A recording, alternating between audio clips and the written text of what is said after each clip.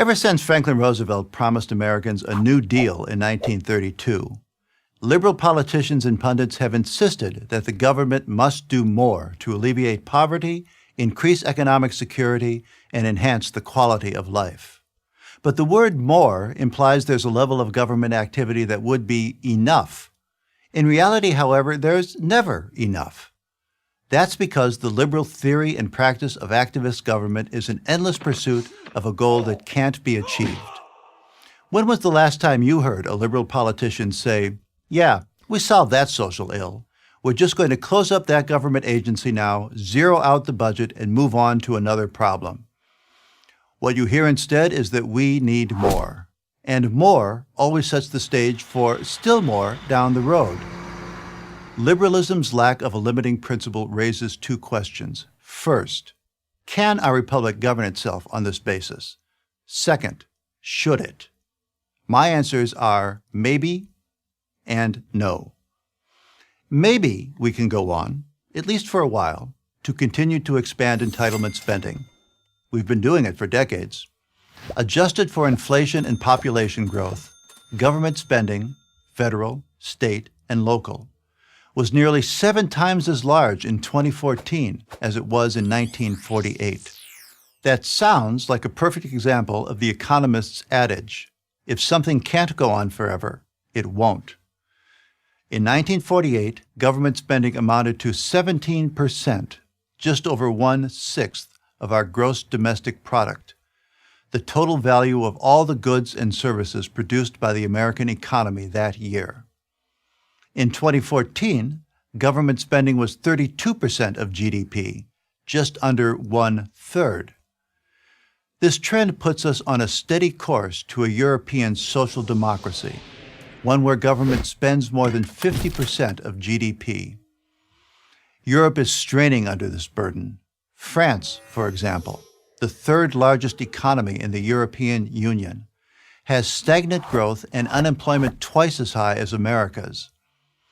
Even nations with stronger economies, such as Sweden and Germany, face the dilemma of welfare states around the world. The number of workers paying taxes continues to decline, while the number of beneficiaries, those who receive government benefits, continues to grow. America has the same problem. As it is, government spending on social welfare and insurance programs, the part of the budget liberals like best, is crowding out everything else. Such spending accounted for 72% of federal outlays in 2014, twice the proportion in 1969. Common sense suggests this can't go on indefinitely. Which brings us to the second question. Should America govern itself on this basis? That is, should America become like Europe? Liberals say yes, conservatives say no. Conservatives insist that the European model is wrong for America, even if we can afford it. The key to this argument is that America's founding did not just establish a government, but defined a nation with a distinct character. Healthy skepticism of government, even when it announces the intention to use its power benevolently, is a central feature of that character.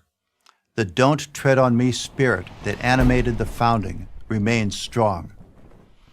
Most Americans persist in believing that a government powerful enough to give you everything you want will also, necessarily, be powerful enough to take away everything you have, including your freedom. Conservatives believe that government power must be limited because the alternative is unlimited government. Liberals don't share this concern. If there's a social problem, they believe the best solution is a new government program. If it fails to achieve its goal, which it invariably does, the solution is a bigger government program, more. And when does more become enough? The honest answer is never.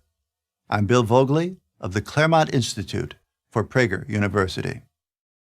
To subscribe to our YouTube channel, click here. To help keep our videos free, donate here.